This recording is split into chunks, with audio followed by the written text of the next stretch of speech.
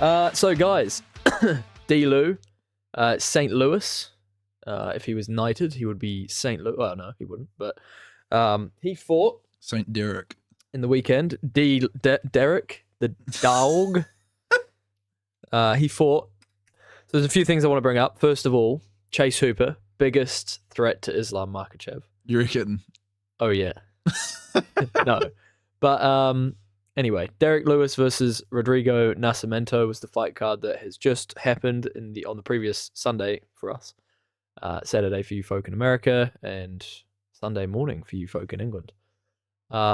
Derek Lewis getting the KO in round 3 in a relatively uneventful fight up until that point. Lewis got a takedown, a couple of trips. Gee whiz. Yeah. He's evolving. He's evolved. He took his pants off and showed the crowd his bare ass and spread his cheeks. We'd love to see that. Yeah. Yeah, cool.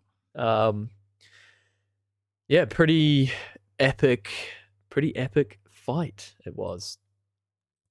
Let's go into this one here. Derek Lewis, obviously now, he is got the highest finish rate, highest KO rate in the UFC of all time. That's cool. That's a good stat to have. It's a very good stat to have. I think he's got like 24 KOs, Jesus. something. He's been in the UFC for a very, very, very long time now. When was his first fight? 2014. Getting a TKO against Jack May. And yeah, it's been a very finish-heavy run since then. Yeah, wow. He's had 28 wins, 23 coming by way of knockout. One submission. When was that? Submission. Let's try and find it here.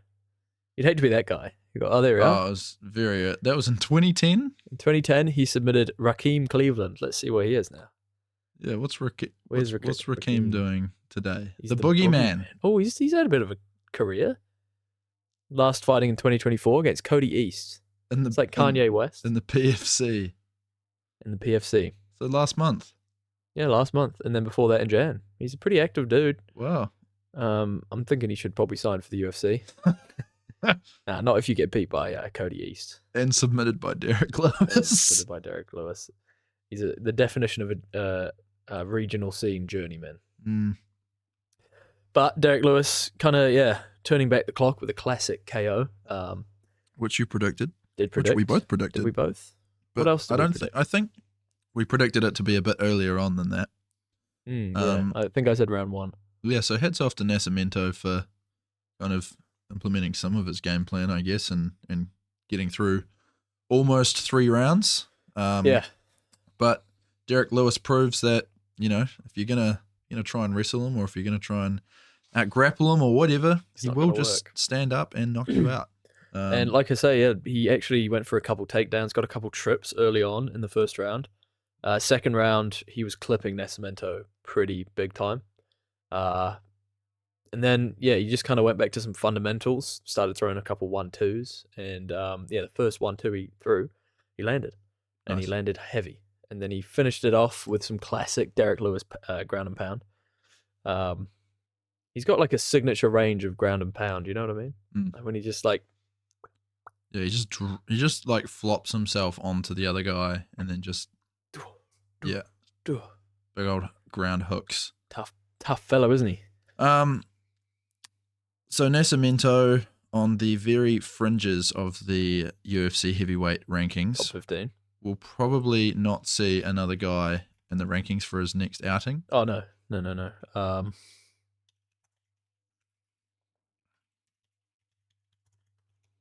Let's pull up our trusty rankings system here, eh? Great. There we go. So we'll put it in on the screen here. So when it comes to matchmaking, let's just see where we can see old Nascimento. There he is, number 17. This is the guy who just fought. Yeah, but this is like heavyweights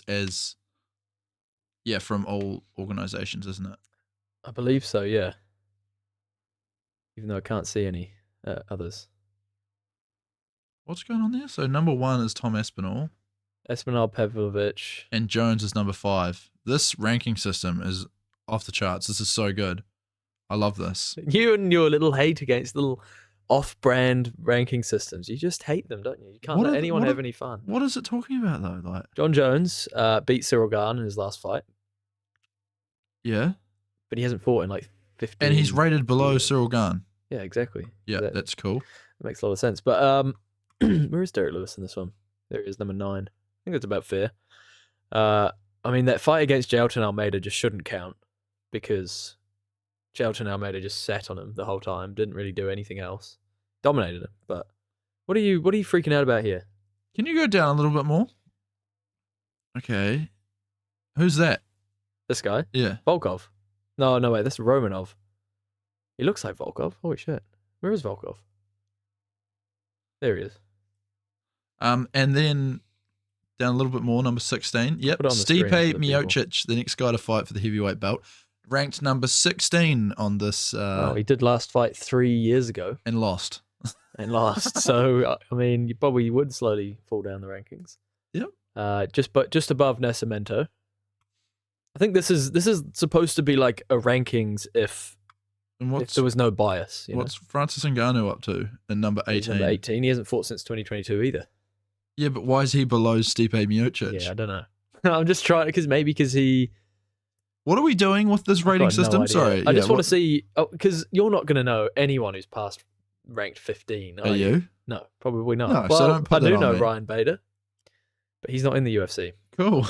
I do want to see that fight. But anyway, so yeah, Derek Lewis getting it done. I want to see him up against another top heavyweight who is not going to try and grapple him. Mm-hmm. So he's obviously already fought Cyril Gane. He's obviously already fought Pavlovich. Sergey. He's never fought Aspinall, so that's not going to happen. No.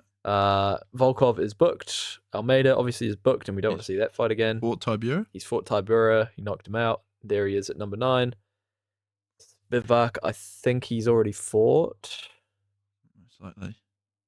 I want to see Rosenstrike versus Derek Lewis. Come on. It's got to happen. Haven't we already talked about that? Yeah. We have. And his last fight. Yeah, I think we Lewis, asked for it. Yeah. I think it was when Biggie Boy beat.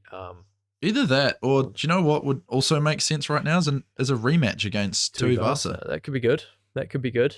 I mean, those two in a cage is always going to be exciting. It's always going to bring eyes. But yeah, there really isn't all that many options for someone like Derek Lewis, who's been around the clock in terms of the heavyweight division. He's just gone back and forth. He's basically fought everyone now. And the problem is he hasn't had like a clear run of wins or a clear run of losses. He kind of goes in and out of the winning and losing column. Yeah. So, right. So if we come back to the UFC rankings, we do want someone in the top 15. I just want to see where they are ranked. Where's that? Oh, there it is. So Lewis down at number 12. Derek Lewis, yeah, he's ranked number 12. Tuivasa is ranked at 10, and Rosenstrike's at 11. So Rosenstrike or Tuivasa, it's got to be. It's got to be one of those two. Yep. I don't know what any one of those three guys have in their intentions, but honestly, I wouldn't mind seeing Derek Lewis retire on a high after a KO victory. He's 39, but doesn't seem to be slowing down. Just the Definitely same not. old shit from Lewis. Yeah, he'd said, and leading up to this fight, and last week during fight week, that he's felt better than ever. He feels like his game has only evolved in the last couple of years to like a higher level, and I think we see that. Like, we see cardio Derek now. Do you know what I mean? Like a guy that has been putting in work outside of the cage. Someone who has been taking training seriously, opposed to when he used to just rely on those heavy hits to get the job done. He did get them. Oh yeah, no, he got it done, but it showed every time he got in the cage at a higher level. Like that fight against Cyril Gane was terrible. Just got out technique. Yeah, and even the fight against, didn't he fight Francis? And it was like boring as hell as well. Technically, yeah, but no one really won that fight. But yeah, it's like the technical angles he really struggled with. But now, like you say, he was tripping the dude. He was taking him. He shot a takedown. Like he's showing different levels now. His clinch work was good. Yeah, and he's fucking strong, man. Look at him. He's huge, ridiculously strong, fucking huge. But nonetheless, a fight against either himself in Jairzinho Rosenstrike or Tai Tuivasa rematch would be really good. Oh yeah. I wonder, has he fought Sergey Spivak? I actually don't know. I actually can't remember if that has actually happened before.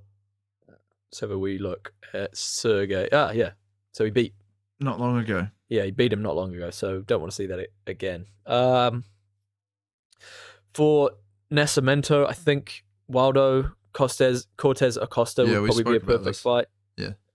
Someone we will be talking about later in the card. He is ranked below him currently, so I don't know. Maybe no, he's not. Not in the UFC rankings. Yeah, well, yeah, true. So I think that's probably a perfect fight for the two of them. Like Francis Ngannou is rated below Nascimento in this. Francis would definitely lose to.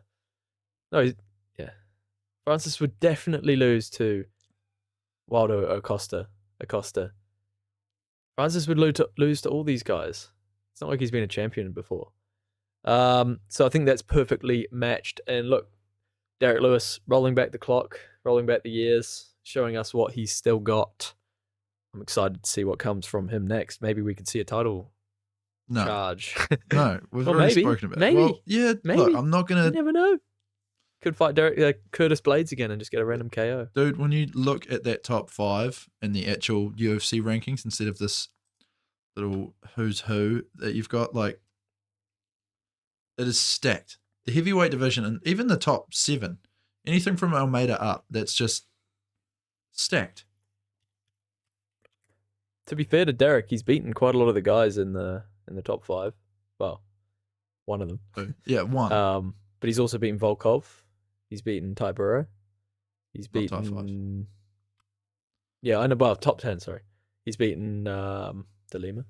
No, Nascimento. In the top 15, he's beaten a lot of the guys. Yeah, it just keeps getting deeper and deeper, doesn't it? His beautiful record. Cool. Can we close this fucking website No, now? it's a good site. It is not. It's a fucking good site, mate. It's the best one.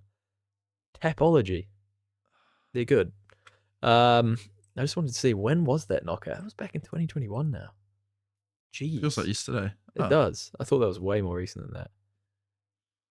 All right, guys. Let's move on. So, moving down the card. Let me just... So, yeah, we want to see Nascimento versus Waldo Costa. We do. And we want to see Lewis versus Rosenstrike or Tui Vasa. And I think that's probably pretty accurate to what's probably going to happen, fold out in the future. Yeah, I think it should. Although the heavyweight division, especially Derek Lewis fights, he is fighting kind of these random dudes just so he can keep knocking people out, it seems like. Fucking pepperoni nips over here. Which, yeah, I'm not like going to complain about it all that much, but at the same time, does he want to, leave a legacy? Or is he... I think he's already got a pretty decent legacy. I know, but like you see it so many times with these guys, the last few fights that they have really tarnish their name.